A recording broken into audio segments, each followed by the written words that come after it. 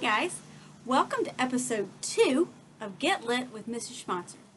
So today I have 2 books for you again. I have memoirs today. And so when I was kind of thinking about how I was going to present these 2 books, I want to make sure you know what a memoir is and how is it different from an autobiography. So a memoir is a little different.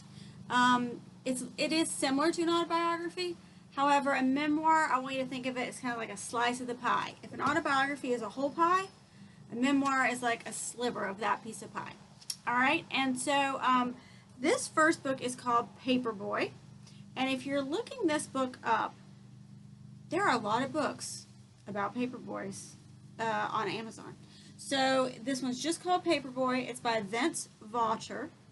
And in this book, well, I'm just going to read you the first 2 lines because you're going to be hooked and you're going to want to go out and get it as soon as I read these.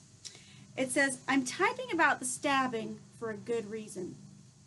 I can't talk."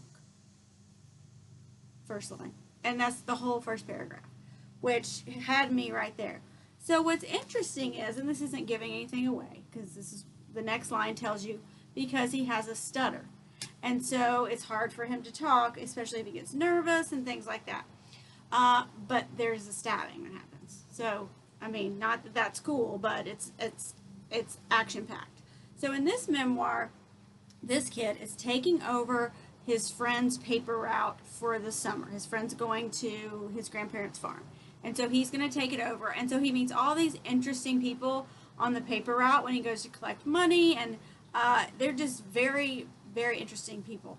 And so that's kind of one plot you got going on there. And he's learning to talk to people, and he's learning to talk through the stutter because he really has things that he wants to say.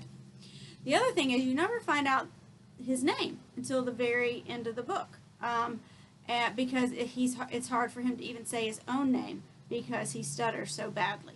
But in this book, he's called Little Man by this, basically it's a nanny that takes care of him.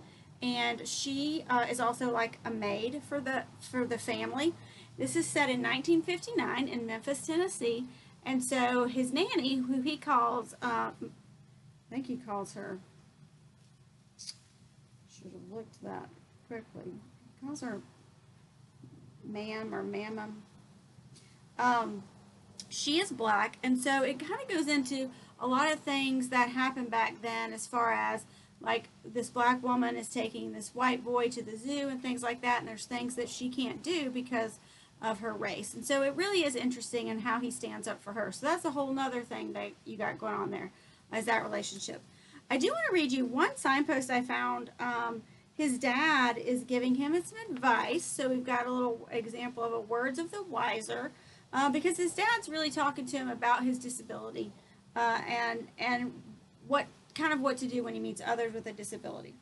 He says, when we got to his office, my father said the man was a deaf mute, meaning he couldn't hear or talk, because there was a guy who operated the elevator. He said this guy was just as smart as everyone else, except he was born not being able to hear or talk. So, and that really stuck with him because of his own disability. And so I think a benefit to reading books, right, is we learn maybe how to react in situations we haven't been put in ourselves. And so maybe as the reader, you kind of might remember that one day if you meet someone with a disability or know someone with a disability, you might realize, well, they're probably just as smart as me. Maybe the way they show it is different, or the way they communicate it is different, right? So this is a great book. It also won the Newbery, it was a Newbery Honor book. The second book is another graphic novel. It's called Deafo. It is also a Newbery Honor book. And this author chose to kind of portray her experience in school. She is deaf, obviously, based on that title, as a rabbit, which I think is really interesting because rabbits have like big ears and she can't hear. And so I kind of think she probably did that.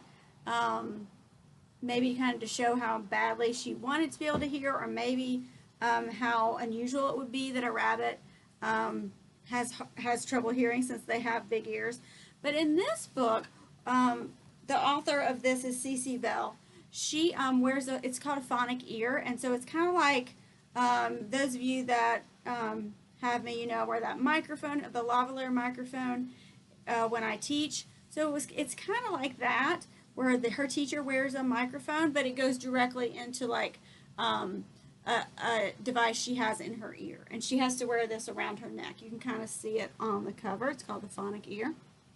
But in this section, I want to share with you, she likes meeting new people, but whenever they find out that she can't hear as well, that she's not totally deaf, but she does need this phonic ear, they treat her differently, and so she doesn't like that. And so she meets this girl, and she says, "That's it. Say, wait a minute. I can't believe that," because she misunderstands her. She says, "Are you deaf? Or is that what the cords are for?" And she's like, "Oh no, like here we go again. Somebody's realizing that I'm deaf." And so then she starts talking louder.